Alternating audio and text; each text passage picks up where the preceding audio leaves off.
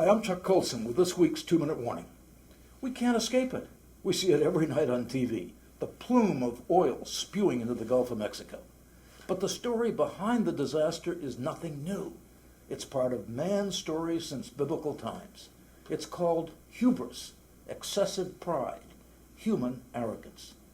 This was brought home to me recently by a fascinating opinion piece in the New York Times entitled The Ahab Parallax.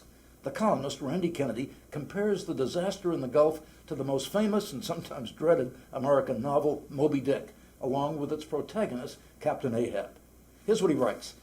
In the weeks since the rig explosion, parallels between that disaster and the proto-modernist one imagined by Melville more than a century and a half ago have sometimes been striking, as the spill becomes a daily reminder of the limitations, even now, of man's ability to harness nature for his needs. Now 50 miles off the Louisiana coast, its themes of hubris, destructiveness, and relentless pursuit are as telling as ever. Anthony Delbanco, a brilliant scholar at Columbia University, said that it's irresistible to make the analogy between the relentless hunt for whale oil in Melville's day and for petroleum in ours. As we tap our oil reserves, we must ply deeper and deeper into waters to satisfy our desire for petroleum and profits. And the result is fouling our shores and wrecking the livelihood of thousands. Delbanco says Moby Dick is a cautionary tale about the terrible cost of exploiting nature for human wants. It's a story about self-destruction visited upon the destroyer, and the apocalyptic vision at the end seems eerily pertinent today. When will humans learn that we have limits? When will we learn that we cannot control nature? We can harm it, we can steward it, but we can't master it. Modern human civilization will last until the next level 8 volcanic eruption, or the next giant solar storm, or the next 1-mile-wide meteor strike.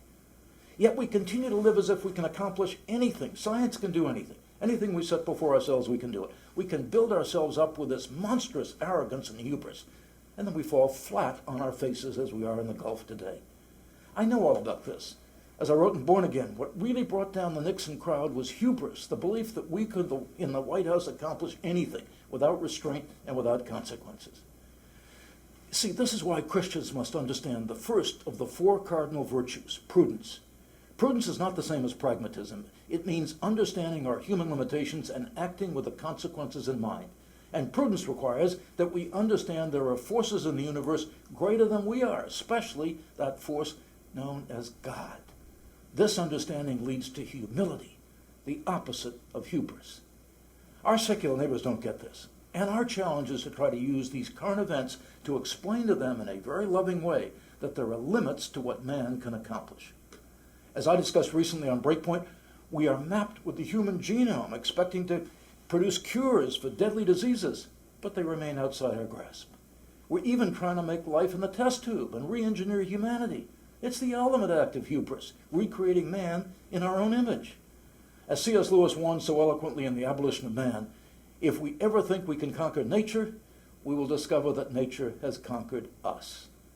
What we need today are large doses of prudence, an understanding of the limits we live by in God's world. This will result in the kind of humility that enables us to live within the created order. I think this is a great apologetic right now to use with our friends. I'm Chuck Colson with this week's 2-minute warning.